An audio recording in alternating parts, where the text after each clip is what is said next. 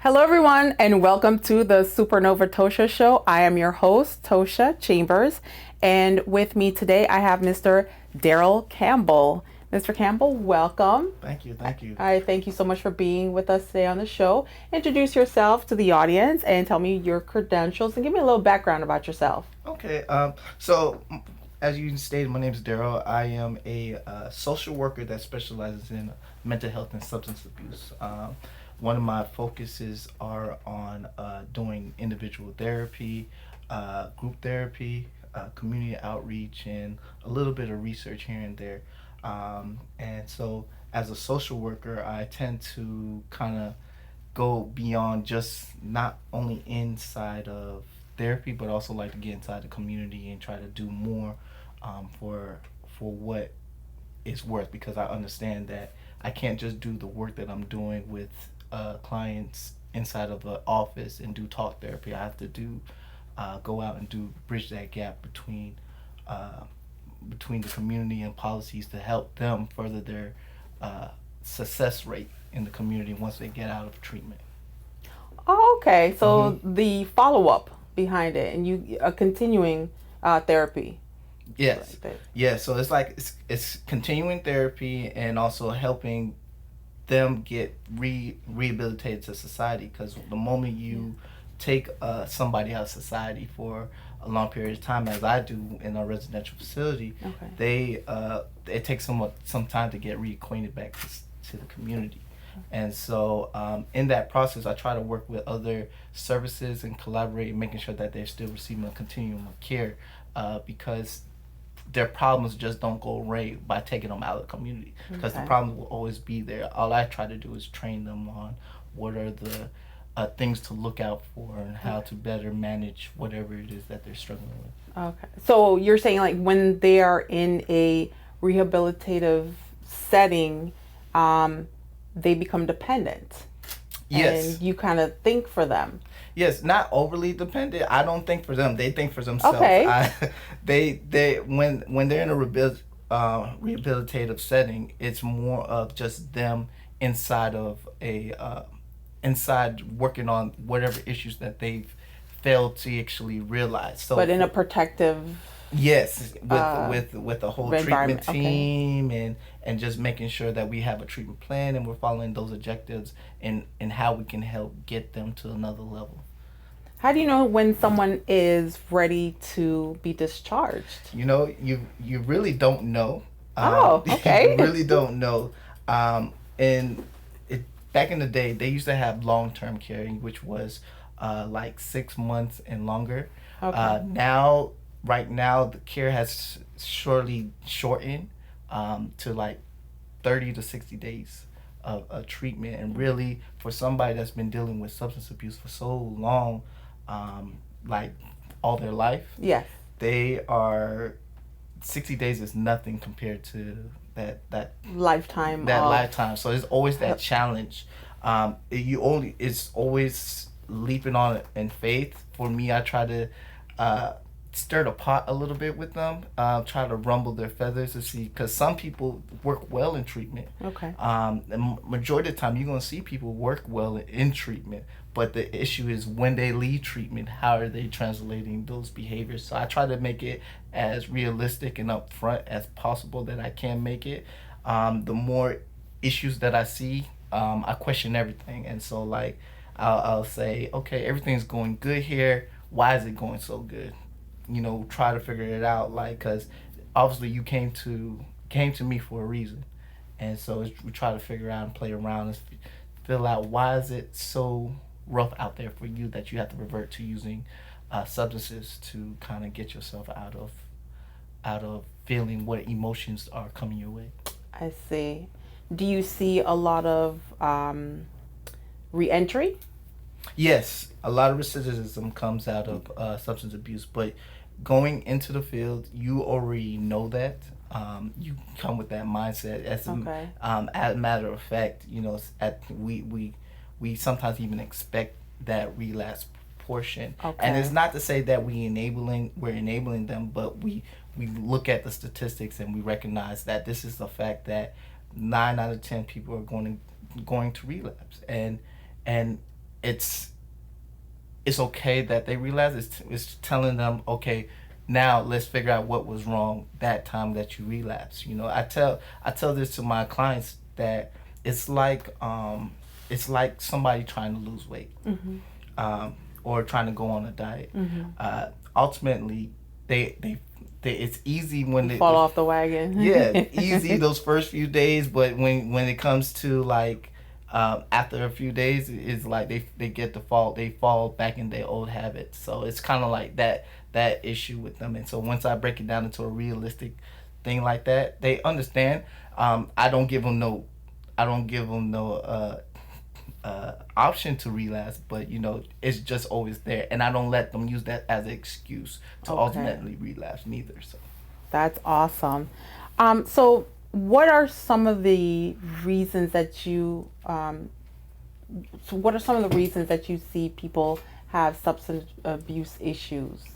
so a lot of some of the reasons Or are the most common? Yeah, the most common because no, there's so many. yeah, there are so many. Some common ones are being raised. Sometimes there's not a father in the home, and some it's that feeling of, oh, my father doesn't care for me, or um, sometimes it's because of maybe their environment that they're living in. Maybe their parents were using, and so all they know is substance use, and so Okay. Like a it's product of their environment. exactly, Okay. and sometimes it's Hereditary. hereditary. That's interesting. Sometimes it's a lot of picking and choosing. It's kind of that question: what came first, the chicken or the egg? Okay. And so you kind of pick each case as they come, and see where it lies. But majority of the time for me that I've been running into, it has been a lot of family issues, family things that they've either experienced grief, loss, whether that be of a divorce or of a child. It's usually a combination of that. And then plus bad coping habits at that same time. Maybe they in their life where they was manageable, they were exhibiting little things that they were dependent on, but as soon as something happened, they were more dependent on that as it came. So So it's a coping mechanism as exactly. some okay. Yes. Oh, okay. I'm just thinking back when I was a kid. All I wanted to do was be a kid. So Mhm.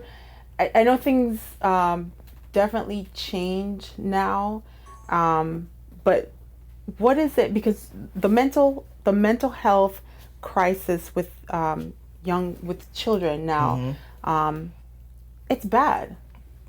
It's Mhm. accelerated. The doctors don't know why. The clinicians don't know why. Mhm. It's on a rise. And what do you think? I mean, there's no wrong or right answer. I just wanted to know the fact that you're in the field and this is Mhm. what you see and deal with on a daily basis. What are your opinions, and what do you think is happening to our kids? I think it's a change within the fact that we are dealing with uh, technology that is rapidly growing above what our older generation is able to deal with, and our younger generation is learning on.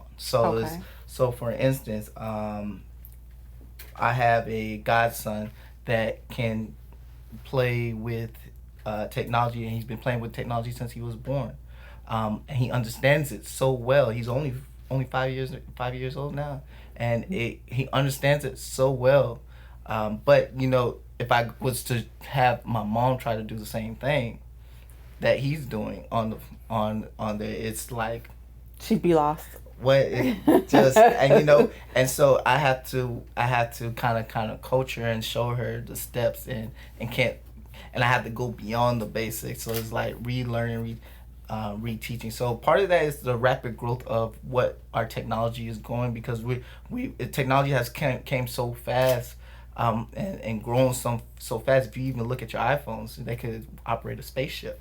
Um, so that's how powerful technology has gotten, and so a lot of it has to do with technology. A lot of times, a lot of things have to do with, so we're not just spending that time with with each other as we are. We're a little bit more separated.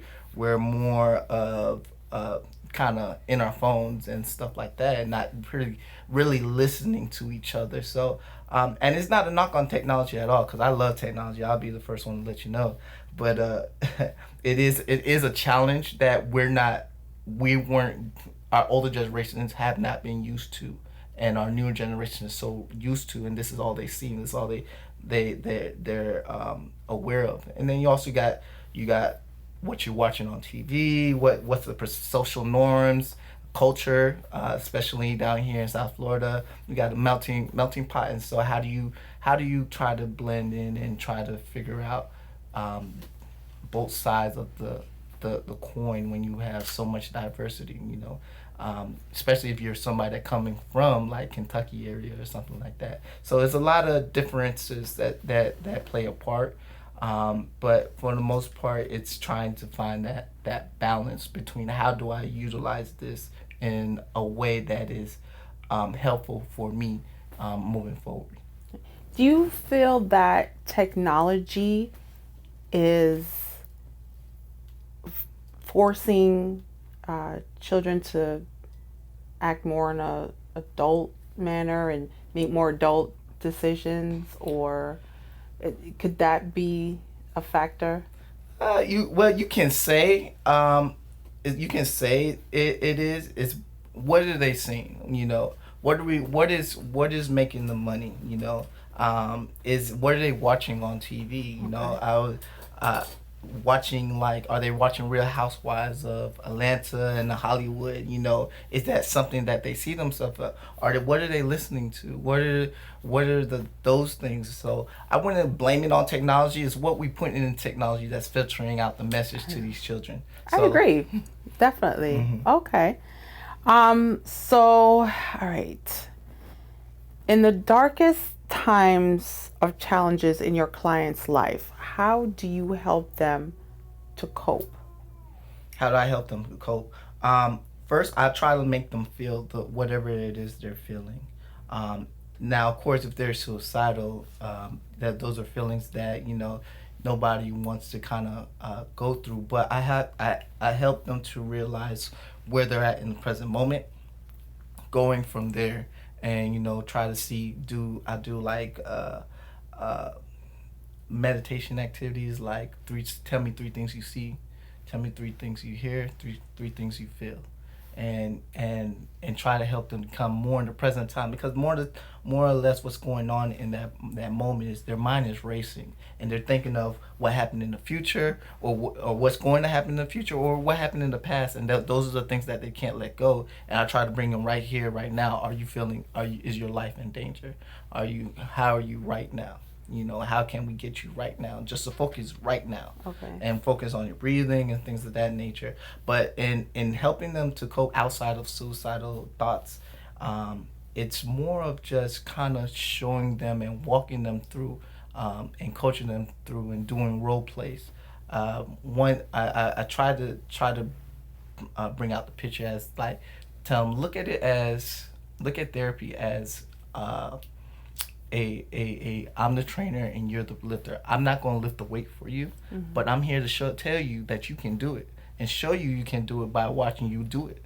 And so when they see it from that stance, they're like, yeah, And so we make sure that we try to correlate certain actions, no matter how little it is, to how they would act outside of if I wasn't there, or focus on the little things rather than the big things, because everybody can see the big things, and you just can't. It's the small things that if we get into a routine and a habit of doing, it come more easy for them. That is so comforting. I feel like doing it now. That is absolutely comforting. I like that. I like that. So, okay. Now, in every life you touch, you do leave your legacy. And what tools do you provide to get through the days when your work-life balance becomes off balance for you? So what tools do I use? For me, one thing I lean on is the people that I'm surrounding myself with, not just in work, but outside of work. Outside of work, I like to name everything, like putting my stamp on it, kind of saying by me putting a title on something, it's like ownership. So I got a team around me that I call the Gauntlet, and so their job is to block any type of trouble, any type of BS that might come around me, just to make sure. And so with that team, like I reach out to them, and we hang out, and we have conversations, and we laugh, and we do things that are enjoyable for us, because as well they are going through their things too, Right. and so we kind of help each other, and seeing us doing each doing our own things, and then coming back and talking about it and debriefing about, man, this is what my plans is for 2020 and stuff like that, and doing stuff that does a number on me. Like, if I don't reach out to them, I know there's a problem. So I keep in contact with everybody, and I also have mentors that have been through things or experienced things before I have, and so they try to lead me to kind of build off of what they've already started, without me trying to pave my own way, more or less, because sometimes it's a lot easier to build off of somebody who's been through it, and you alleviate so much trouble and headache when you go through somebody that already has been through it, and they're able to kind of show you, like, don't make that right, make that left right here, because you made this right, this is where it's going to take Right, you. right. And so that having a strong foundation of team has been something helpful. Plus, I work out. I make sure I take time away from all the technology. I give myself mental breaks. You mentioned that. I love that. Stepping away from technology, where you shut yourself, you're shut in for a minute. Because you read the newspaper the other day. Exactly. I didn't even know they still delivered the newspaper. Exactly. That is so cool. I was walking outside. I saw it. I was like, you know what? And I was making breakfast, do the normal things. And it's like, let me read the newspaper while having my eggs, and and then eating healthy, and what I'm putting into my body. I want to make sure that I have that energy so I can spew out to my clients. If I can't give my clients coping skills if I'm not utilizing coping skills neither. So I try to show them through what I am practicing, and that helps them kind of take home the message as well. Now, through your clients, through their stress, their anxiety, the issues that they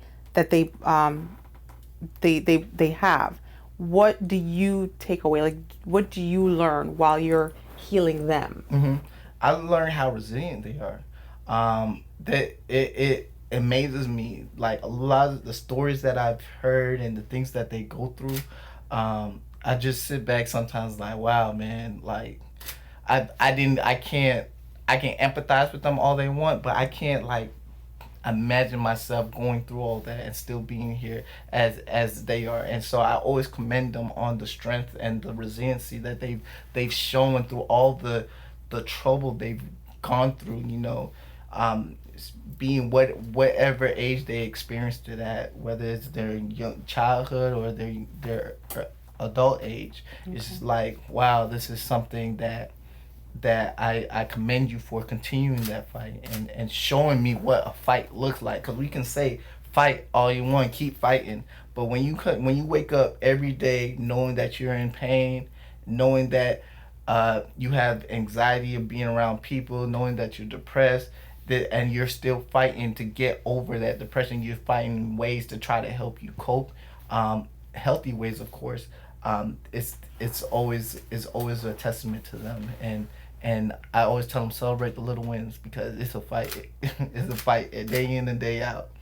I like that. And this is what a fight looks like. Celebrate the little wins. Mm-hmm. Absolutely. I might steal that from you. Take Make it turn into a meme with my picture on there.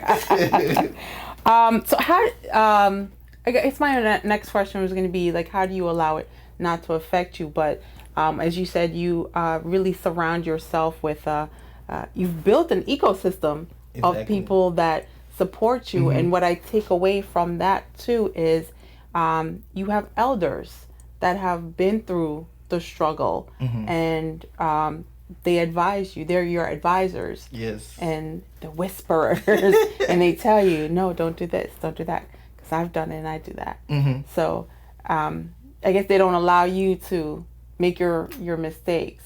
Well, they don't. They allow me to make my mistakes. They just want to help guide me and show me that some mistakes I'm going to have to learn on my own. But at the same time, there are mistakes that I don't have to go through because they already been through it and they know where it's going to lead if I make this mistake, and why take a longer route when you already got the path already laid out for you. So they try to uplift me and bring me there, and we bounce ideas, and we sit down and we have we have lunch and kind of talk it out as far as, okay, this is what I'm thinking. What are you thinking? How do you think it works if I play it like this and like that?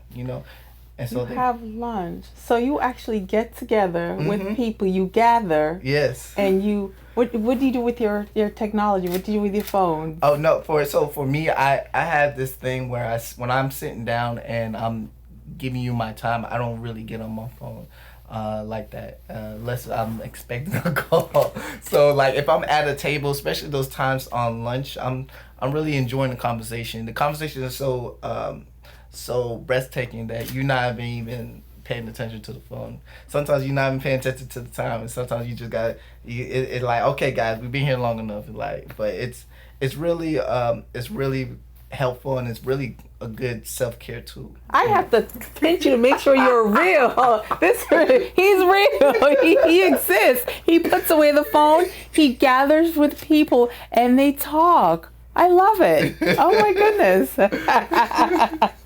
Oh my goodness. So in order to strengthen resilience in others, what are three things that you can advise? Okay. So in strengthening resilience, I would advise is that you look at yourself, do the things that you love to do, the things that make you happy.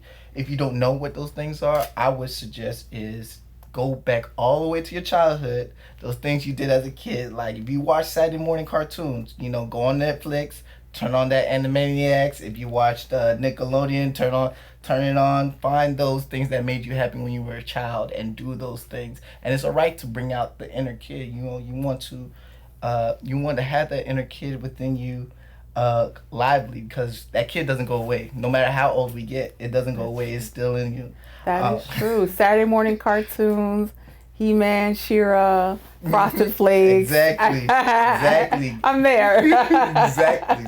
So you get the picture. The second thing that you can do is make sure you create a routine for yourself. Okay.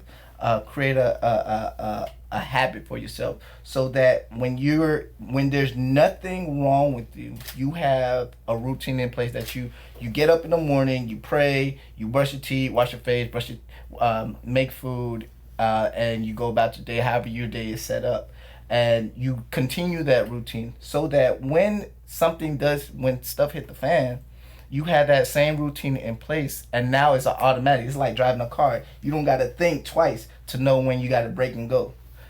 So you have that routine, have that habit in place that makes you tick, that makes you go, and that keeps you afloat on your path, so that you don't, when you get hit, you got that resiliency. I'm continuing my path, and I'm keep going like that.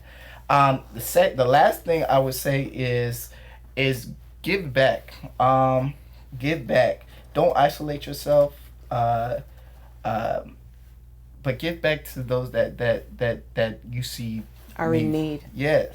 It's such a great feeling. It is. It really is. It is. It's such a thing. It's such a powerful thing when people give back and they actually go beyond the first mile. You go 2 miles and helping the next person out. I guess I watched that movie. What's that movie called? Paying It Forward. Oh, Pay It Forward. Okay. Paying It Forward. So that's been like, I watched that when I was a kid. I actually stumbled on it as I was going through channels. And I watched it, I was like, wow, that was like very powerful and inspirational. And so I always had that mindset of paying it forward. And so part of what I do too is I go around speaking on bridging that gap between the millennials and the older generation. More or less saying like baby boomers and Gen X and Gen Z. Yeah. And so I think what we fail to we miss in society now is that one hand helping the other. So like, just like I have these mentors that's guided me and they're older than me, that's been through it, I want to make sure that I can be that piece, that voice, that median to help bridge other older generations to how to operate and help millennials. And at the same time, I want to bridge millennials on how to communicate to these older generations without just saying, okay boomer, like hashtag okay boomer and all that other stuff, because it's easy. I get it, it's easy to say whatever. I'm still going to continue my life, but at the end of the day, we need each other, and in order for our communities to grow out of poverty, to see it to begin to flourish the way we picture it in our minds, we have to begin working with each other, because I can't do the things I want to do without somebody else helping me. And nor can you, nor can anybody else do something on their own. Everybody gets help from somebody. We need each other. And we need to be able to bring that into one circle. So yeah, continuing that action and helping each other out. So thank you so much, everyone, for being with us today. I would like to thank my guest, Mr. Daryl Campbell, for coming in. A very, very, very intelligent young man. I want him to give you his social media and his how you can follow him, how you can stay in contact with him. He was very instrumental in giving out really great advice. And if you ever need help, reach out to someone that you love, you trust. There's a lot of agencies in your community that will help you. 211 is everywhere. You can dial 211 and get all this information. Mr. Campbell, tell us what other resources and how you can reach out to you and follow you for your great advice. So you mentioned 211 is a great, excellent source. If you go to browardconnections.org, you can get all of the mental health services, all the services that are provided in Broward, and finding out how to get the help that you're looking for. Psychology Today is also a great source where you can psychologytoday.com is also a great source where you can get social workers and therapists who are in your area and is practicing. And then also in contacting National NAMI, National Alliance of Mental Illness, is also a great source if you go to their website. If you trying to get in contact with me, you can follow me on Instagram, official_Daryl Campbell. Facebook is just regular Daryl Campbell, but I'm in Fort Lauderdale, so you might want to put in Fort Lauderdale if you're out of state or out the country just looking for me. But and pretty much you can email me at d.campbell1911@gmail.com if you have any questions and you're want to know how to better access some of the services that I just mentioned to you. Okay, great. Thank you again, Mr. Campbell. It was such a great pleasure to meet you. I appreciate you for being on the show, and I look forward to working with you in the future. Thank you for having me. I feel blessed. Oh, you're very welcome.